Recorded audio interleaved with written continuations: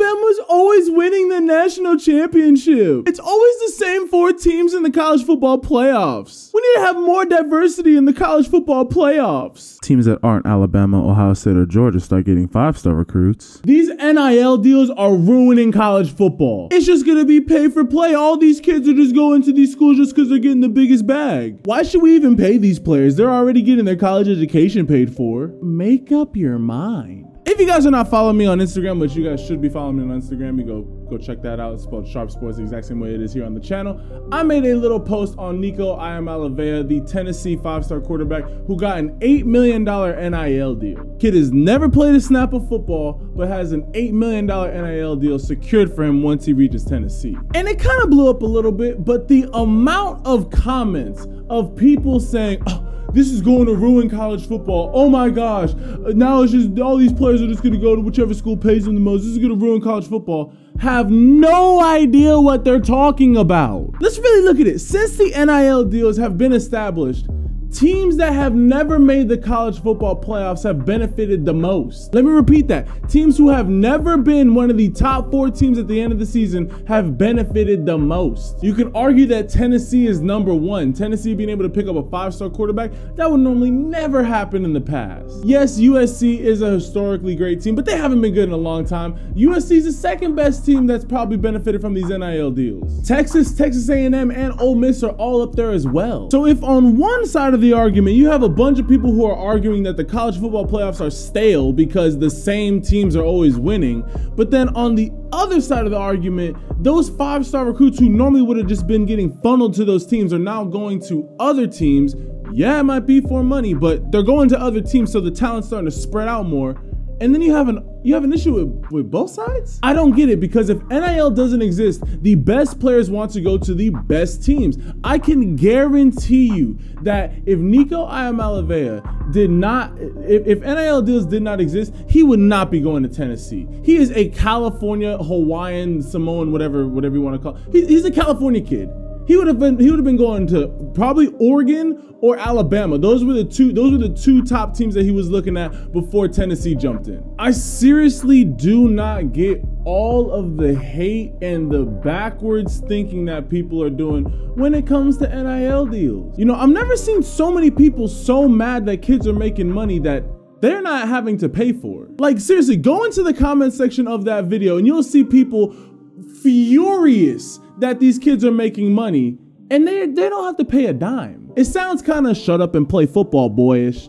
Sounds a little bit like that to me. I think in the grand scheme of things, NIL deals are going to be the best thing possible for college football, because everybody's afraid that their best players are going to start going to just the best teams. But we've already seen that Xavier Worthy, the Texas wide receiver, he turned down a bunch of NIL deals to stay at Texas. So not every player is just going to go to where the money is. At the end of the day, the money and the situation have to make sense. But then on top of that, because money is now able to be a factor, kids are going to go to schools that are heavily investing into them, which you can look at it as one of two ways. Yes, if the kid doesn't pan out, whatever. Kids get scholarships that don't ever play a down of football for that program every day of the week. So if you pay a kid some money and he doesn't pan out, cool. But you're putting so much money behind them that it's like, yo, we really need to figure out the best way to help this kid have a positive return on our investment. And so you're gonna see more programs tailoring their system to individual players rather than, oh, you're gonna go to this school because they're run-based, or you're gonna go to this school because they run this technique. No, you're gonna have schools fully customizing and tailoring the offense and defensive side of the ball to their players, which is in turn going to make a better game, because all the players are getting catered to where it's like, okay, we know that we like to run this system, so we're gonna heavily invest in players that fit this system, or we're gonna invest in the players that we know, hey, we'll make some modifications to our system to make sure that you play the best possible football you can. And the number one thing is the talent is going to be spread out. I don't know if y'all understand how money works, but money doesn't just grow on trees. Alabama's not gonna be like, oh, well, we have $1 billion, so every 5-star recruit in the 2024 class is coming to Alabama. That's not how this is gonna work. Yes, certain players are going to draw massive NIL deals, but we're talking about the 1% of the 1%. Most players are going to be getting baseline NIL deals, very, very simple. So for 99% of college recruits, nothing has changed as far as recruiting goes, outside of maybe, okay, if I go to aLAbaMa, I'm gonna get $30,000 a year, but if I go to Ole Miss, I'll get $40,000 a year. Ooh, okay, an extra $10,000, and it goes over there. Again, the talent is gonna be spread out, so we're going to see better college football. We're not gonna see a college football playoff where Alabama and Georgia beat the other two teams that are supposed to be the top 4 teams in the country by 3 touchdowns. The first round of the college football playoffs is terrible to watch every single year. And so now there's going to be more balanced teams. More Cincinnatis are going to be able to pop up. There's going to be more teams who are going to have real talent pools to really develop from. You're going to start seeing brand new teams start popping up and being real powerhouses, because for most college coaches are really good. They just don't have the talent to, like, I don't care how good of a coach you are, there's certain players that are just going to beat play schemes. And so if you have players that can actually compete with the highest level and you have these genius level coaches, college football is only going to get better from top to bottom. So I want to hear from y'all. Yo, what are your guys' thoughts on NIL deals? Comment down below if you guys think that it is ruining college football or if it is making it better. I personally think that it's making it better because it's spreading out the talent pool.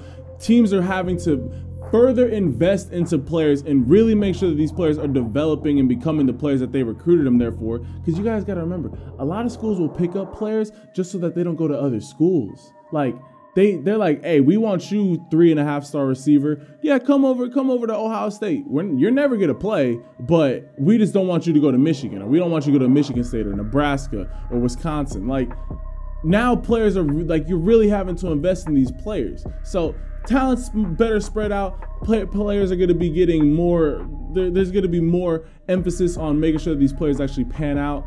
And last but certainly not least, they should have been getting paid a long time ago. Again, if you have an issue with a football player that you do not know making money playing football, and you're mad about it and you're not paying a dime for it, you really should question your morals. Like, seriously, like, why are you so upset that this kid is making money? But again, comment down below, what are your guys' thoughts? I just want to make this quick video because honestly, the comment section of that post is absolutely hilarious. It is the most polarizing video I think I've ever posted on Instagram. So go check out that. Go follow me on Instagram at SharpeSports. Also, hit that like button, hit that subscribe button, you know, turn your notifications, the whole spiel, you know, but actually do it. Like, actually do it. And with all that being said, I love and appreciate all y'all. And I will catch you guys in the next video. Ciao.